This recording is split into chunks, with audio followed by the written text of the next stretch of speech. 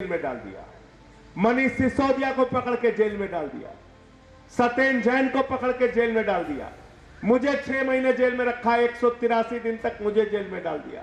मैं जेल से बाहर निकला, लोगों ने कहा संजय जी थोड़ा कम बोलिएगा, मोदी अमित शाह भाजपा के खिलाफ, ये बड़े खतरनाक लोग हैं। मैंने कहा पहले गाड़ी के ऊपर चढ़ाओ तब हम बात करते हैं। और वो दिन है जब से जेल से निकला हूं, संसद हो, सड़क हो, सभाएं हो, कहीं भी मौका मिलता है इनके खिलाफ बोलते हैं। डरने से काम नहीं चलेगा, मरना तो हर आदमी को एक ना एक दिन है। कोई पट्टा लिखा के थोड़ी पैदा हुआ है, पट्टा लिखा के पैदा हुए हैं क्या है कि 300 साल का पट्टा है हमारा, हम 300 साल तक जिंदा रहेंगे? कोई पट्टा लिखा के पैदा हुआ है क्या? नहीं हुआ ना। तो जब तक जीना है डरना नहीं है, लड़ना है हक के लिए, सच के लिए, अपने बच्चों के लिए, अपने भविष्य के लिए, हिंदुस्तान और इस देश के भविष्य के लिए, भारत माता के लिए, अपने देश के लिए लड़ना है।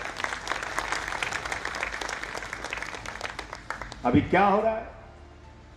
ईसुदान गढ़वी को जेल में डाल दिया, हमारे चैतर बसावा एमएलए हैं उनको पकड़ के जेल में डाल दिया, प्रवीण राम को पकड़ के जेल में डाल दिया, गोपाल इटालिया को पकड़ के जेल में डाल दिया, हमारे किसान नेताओं को पकड़ के जेल में डाल दिया, यहां तक कि चैतर बसावा की पत्नी को भी पकड़ के जेल में डाल दिया।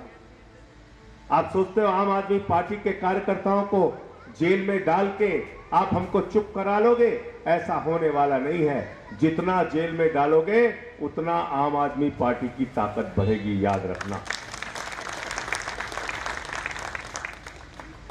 जेल में डाल रहे हो आप, क्या गलती है भाई चैतर बसावा की?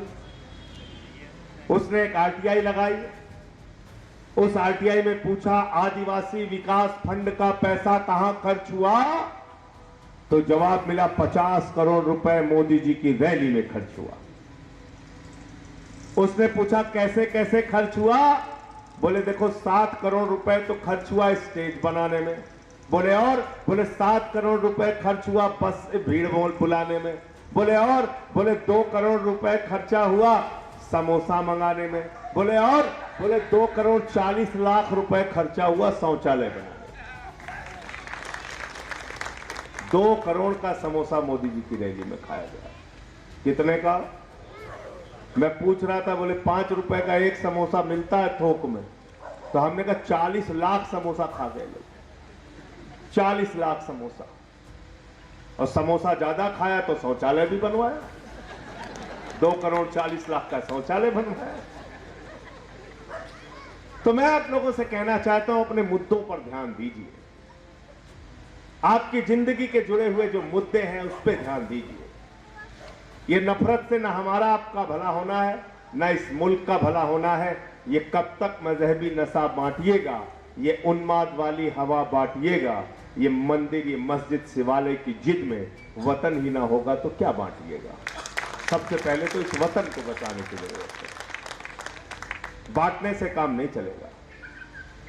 प्यार से जी के देखो, अपने बच्चों के लिए, इस देश के लिए बड़ा सुकून मिलेगा, बहुत राहत मिलेगी मन को, दिल को। इसलिए कल प्रचार खत्म हो जाएगा, लेकिन 26 तारीख को अपना वोट डालने के लिए जाना, तो याद रखना अरविंद केजरीवाल जी के दिल्ली के काम को, याद रखना भगवंत मान जी के पंजाब के काम को।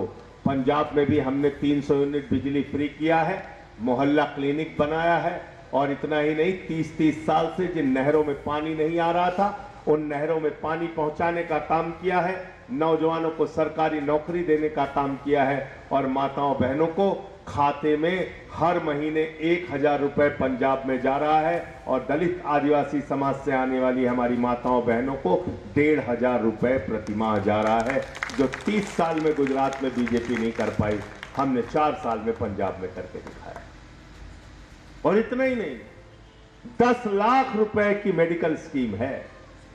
पंजाब में किसी भी व्यक्ति को कोई गंभीर से गंभीर बीमारी हो जाए, 10 लाख रुपए तक का इलाज आम आदमी पार्टी की भगवंत मान की सरकार कराती है। तो हमारे लोगों को भी सदन में भेजिए, आपके मुद्दे उठाने का काम करेंगे। जहां सत्ता पक्ष में है वहां सरकार जनता के लिए काम करती है, आम आदमी पार्टी की सरकार। और जहां विपक्ष में है, बताने की जरूरत नहीं है, अकेला हमारा विधायक है महराज मलिक, बीजेपी की सरकार से लड़ते हुए आज वो जेल में है, लेकिन झुका नहीं, लड़ाई लड़ रहा है। 5 विधायक हैं हमारे, 5 विधायक हैं गुजरात में, लेकिन भारतीय जनता पार्टी की नाक में दम करके रखा है। चैतर बसेवा से लेकर तमाम विधायकों को जेल में डालने का काम किया, झुके नहीं, लड़ रहे। और अपने बारे में तो ज्यादा बताने की जरूरत है नहीं। मुझे तो संसद में जब जब देखते हैं मोदी जी, अमित शाह जी, कहते हैं कहां से आ गया, कब जाएगा ये, कब इससे छुट्टी मिलेगी। लेकिन छुट्टी जल्दी मिलने वाली नहीं, अभी 30 तक तो पक्का रहूंगा और आम आदमी के मुद्दे को देश के सदन में उठाने का काम करूंगा। अभी महिला आरक्षण का बिल भाजपाइयों ने झूठ फैलाया कि महिला आरक्षण बिल गिरा दिया, महिला आरक्षण बिल गिरा दिया। कह रहे हैं ना, आपको पता है 2023 में महिला आरक्षण बिल पास हो चुका है।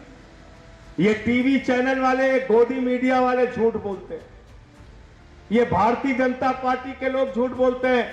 2023 में महिला आरक्षण बिल पास हो चुका है और उस बिल का जमकर समर्थन आम आदमी पार्टी ने किया था, याद रखना। ये कौन सा बिल है जो विपक्ष ने गिराया? ये डीलिमिटेशन का बिल था, ये देश को टुकड़े टुकड़े करने का बिल था, ये उत्तर और दक्षिण को झगड़ा कराने का बिल था। हम देश में झगड़ा नहीं चाहते, हम आपस में भाईचारा चाहते हैं, अमन चाहते हैं, और हम देश को टुकड़े टुकड़े नहीं होने देंगे। इसलिए हम सब ने उस बिल का विरोध किया। महिला आरक्षण बिल तो पास हो चुका है। कब पास हुआ याद रखिएगा, फिर झूठ फैलाने आएंगे आपके पास। कब पास हुआ? 2023 में। लागू कब हुआ? 16 अप्रैल 2026 में। बीजेपी इतनी नाकारा पार्टी है, 3 साल के बाद इन्होंने वो बिल लागू किया, अधिसूचित किया, जो 23 में पास हुआ था, और कह रहे हमें महिलाओं के, हम बहुत बड़े हितैषी हैं। बा साहब, जनसंघ के कौन सा राष्ट्रीय अध्यक्ष आपका महिला हुआ, बताओ जरा। भाजपा में कौन सा राष्ट्रीय अध्यक्ष महिला हुआ आज तक, बताओ जरा हमको। आरएसएस में 100 साल में कौन सा आरएसएस का प्रमुख महिला आज तक हुआ, जरा हमको बताओ, हमको बताइए। आप महिला के हितैषी आप बने हो। मैं आपसे कहना चाहता हूं, 543 में 33% महिलाओं को आरक्षण आप दीजिए। आम आदमी पार्टी पूरी तरीके से आपके साथ खड़ी है, दीजिए आप। लेकिन राजनीति करना है, काम कुछ करना नहीं। मछली के नाम पे वोट मांगना है, कह रहे मछली के नाम पे वोट दे दो। ऐसी पार्टियों को थोड़ा पहचानिए, समझिए। जो कभी कहते हैं हम कपड़े देख के पहचान लेते हैं, कभी कहते हैं मछली मांस के नाम पे वोट दो। अच्छा, जिस राज्य में जाते हैं वहां के बन जाते, कहते हैं जापान जाएंगे हम तो जापान से बहुत पुराना रिश्ता है, इटली जाएंगे इटली से पुराना रिश्ता है, स्पेन जाएंगे स्पेन से पुराना रिश्ता है, चीन जाएंगे चीन से पुराना रिश्ता है, उड़ीसा जाएंगे उड़ीसा से पुराना रिश्ता है, बिहार जाएंगे बिहार से पुराना रिश्ता है, अभी बंगाल गए बंगाल से पुराना रिश्ता है, तमिलनाडु से भी पुराना रिश्ता, हर जगह से इनका पुराना रिश्ता है। ऐसे लोगों से सावधान रहिए। 26 तारीख को क्या चलानी है आपको? क्या चलानी है? सुबह उठ के सबसे पहले क्या काम करना है? झाड़ू बहुत काम की चीज होती है। घर की सफाई करनी हो तो क्या चाहिए?